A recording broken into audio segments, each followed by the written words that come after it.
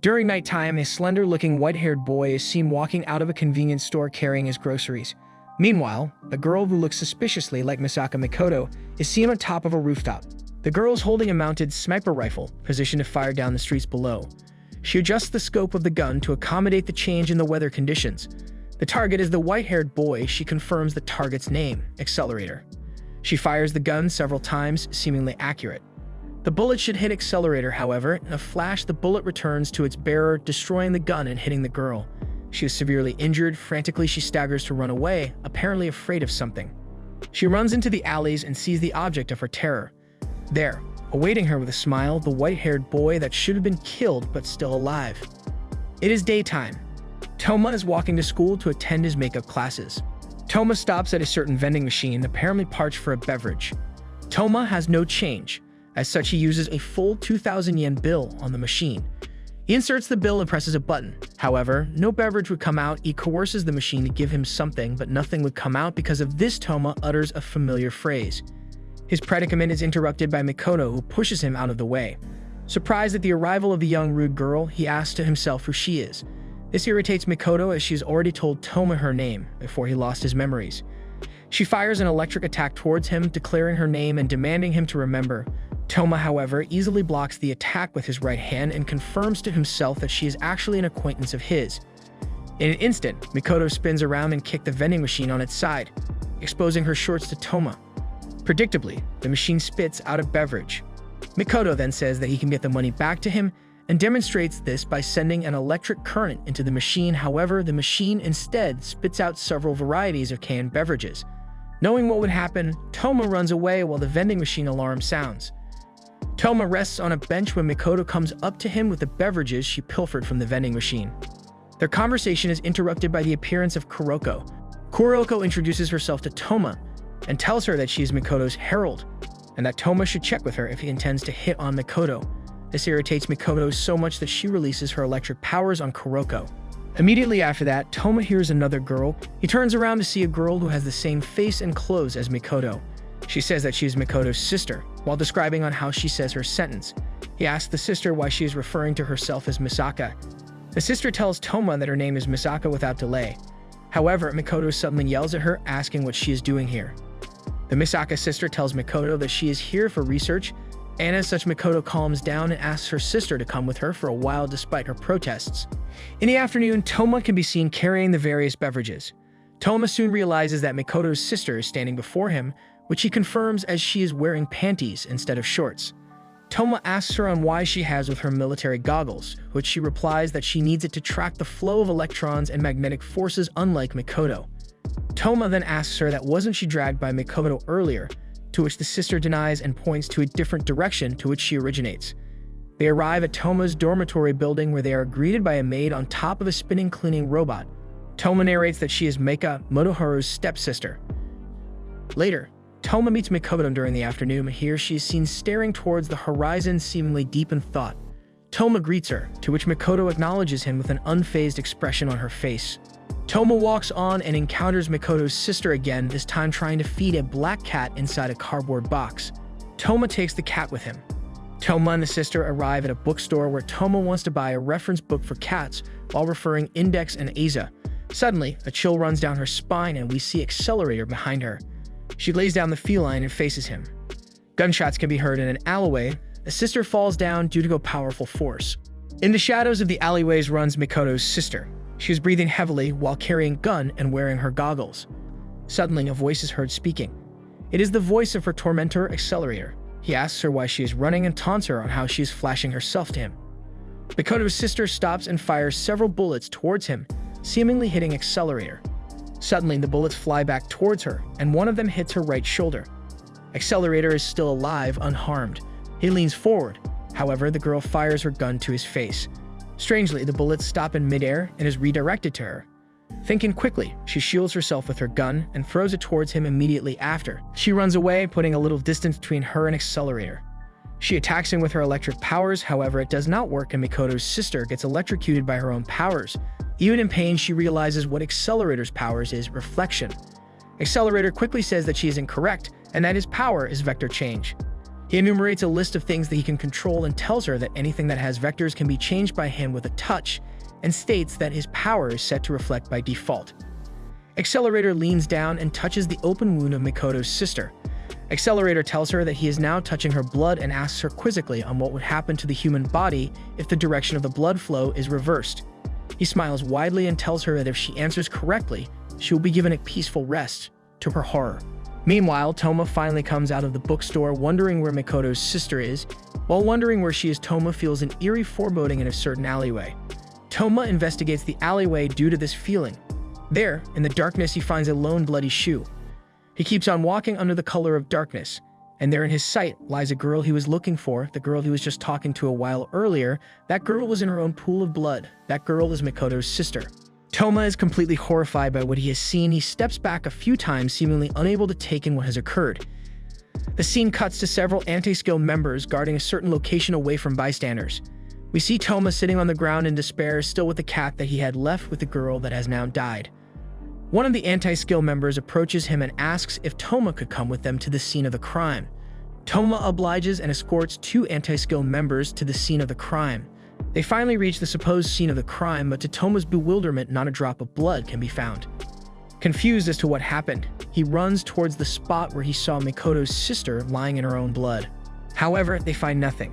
Suddenly, the cat notices something.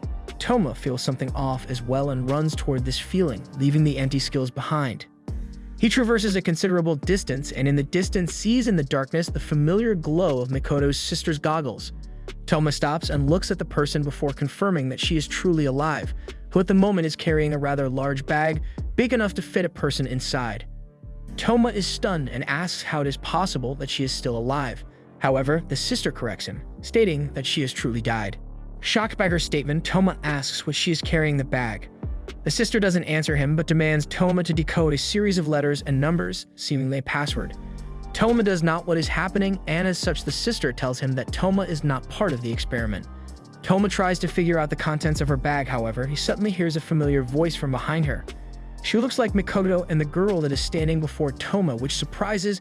This girl talks of sisters, and another similar-looking girl talks on how she is apologizing for leaving the cat behind. Another one appears and says that the reason for her actions is because she did not want to involve an animal in their conflict. Another one appears apologizing for worrying him. Another one appears and another one, the Mikoto's sister that was carrying the bag, tells Toma that every one of them is Misaka. She calls herself Misaka 10,032 and tells Toma that she was the one Toma was interacting with all this time. She explains to Toma on how they use their electric abilities to link their similar brainwaves together so they can share their memories. Toma asks who she is, which she replies that they are mass-produced clones for military use that were created from the DNA map of the third level 5 of Academy City, Misaka Mikoto. She calls themselves sisters.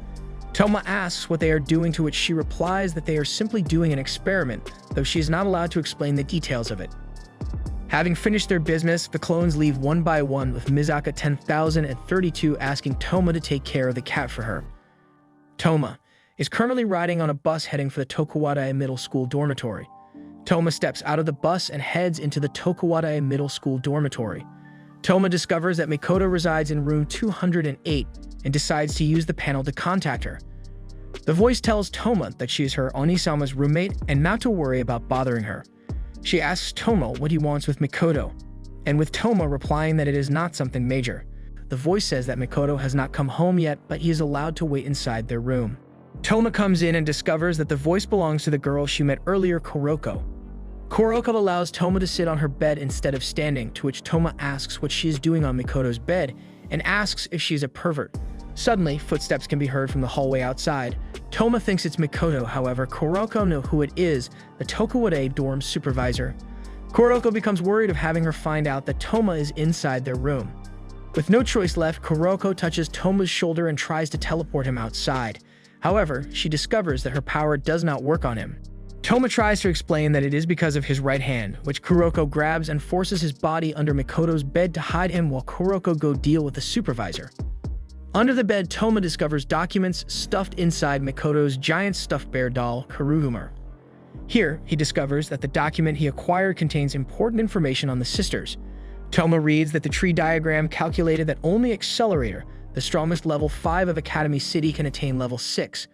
By preparing battlefields and fighting according to scenario, Accelerator's growth into a level 6 will be stimulated by the battlefield.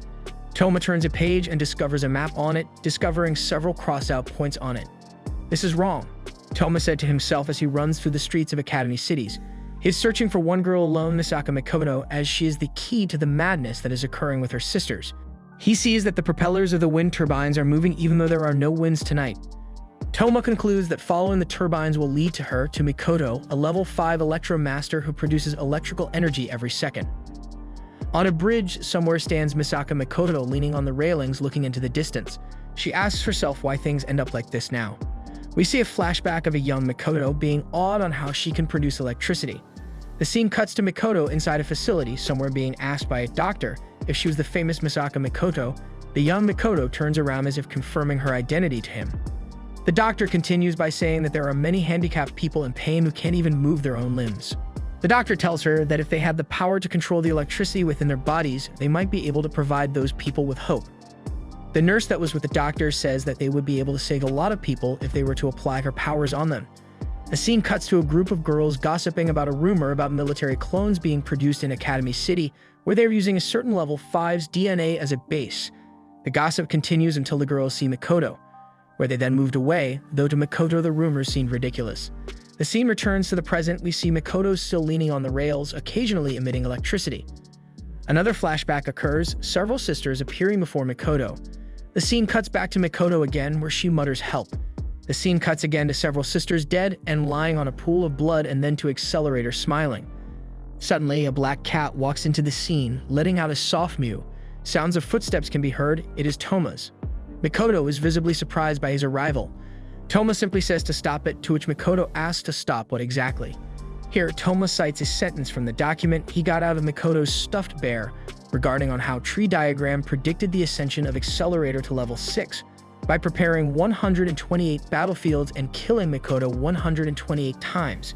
However, since it is impossible to prepare 128 railguns, Mikoto, Academy City used the Radio Noise project that was progressing in parallel as a substitute for railgun, by using 20,000 battlefields and killing 20,000 clones of Mikoto, and then the same results can be achieved. Mikoto says to Toma that whatever that he is suspecting is probably correct, and says that the marks on the maps look like shot-down marks of facilities that she has taken down using her powers.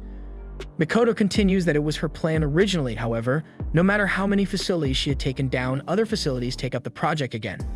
Mikoto continues by saying that the city is always under surveillance by the Tree Diagram, which would imply that the experiment is being allowed by the board of directors as well. She states that since the centerpiece of the experiment involves making Accelerator stronger, then if he was gone, then obviously the experiment will be halted. Toma says that she is lying. He says that she is not powerful enough to defeat Accelerator. Mikoto then says that she'll be going to Accelerator's location now and going to her death. However, she is stopped by Toma, who stands in front of her, blocking the path towards her demise. Mikoto orders Toma to move out of the way, to which Toma replies a single word, no. Even the power of his opponent, Toma, is resolute in not allowing Mikoto to pass through him tonight. Mikoto attacks once again, and this time Toma is engulfed in her power, making him fall. Whilst Toma is on the ground after being hit by Mikoto's attack, she becomes regretful in attacking him. However, Toma stands up once more, determined to not let Mikoto pass him. Mikoto states that she killed more than 10,000 people, and that there is no reason for a villain like her to live in this world. She asks him why he is standing up for a villain like her. However, Toma says that she is not a villain. Filled with anguish, Mikoto lets out her powers, screaming. The attack was powerful enough to move clouds, and from afar the bridge is tinted blue as it is engulfed by her powers. Only the sound of electricity can be heard on the bridge. In the middle of it stands Misaka Mikoto, who just released one of her most powerful attacks on a certain boy. Suddenly, she notices that he is moving. He is still alive, much to her surprise. The boy Toma struggles to stand up while the obviously shocked Mikoto moves backwards. She lets her hand out as if she was going to attack. However, this time, Mikoto is brought to tears. A young girl wearing the school uniform is walking the streets of Academy City alone during a windless evening. The scene cuts to a seemingly empty railway cargo holding area, where we see the girl walking into the area. She stops and starts reciting her current coordinates as well as the time. The girl calls herself Test Material 10,032, Misaka 10,032. She then recites on how the purpose of the test is to develop maneuvers for battles where reflection cannot be used, Accelerator's reflection. Toma begins to regain his consciousness. He looks at his hand and recalls how he lost his consciousness. He had taken Mikoto's electric attack head-on without using his right hand. He looks around and sees no one on the bridge. Suddenly, tears drop from above. It is Mikoto weeping and with Toma's head resting on her lap and with her being worried of being hurt from her attacks. Toma speaks and says that he now knows how to stop the experiments. He says that Tree Diagram designed the experiment under the assumption that Accelerator is the strongest Esper in Academy City. However, Toma says what would happen if Accelerator was to be beaten in a street fight. He states that there is no reason for the experiment to continue if the assumption of Accelerator as the strongest was false. Mikoto says that it's impossible, as she draws from her experience from facing against Accelerator once, that a battle with him wouldn't even be called a match. Mikoto says that even if she was to miraculously defeat, the researchers will simply conclude that it was within the error range, as such won't see Accelerator as weak. Toma stands up and says that he will be the one to fight Accelerator, as he's a level 0. Mikoto protests, saying that it is impossible for him, citing the fact that Accelerator can control all vectors and Toma being heavily injured from Mikoto's attack.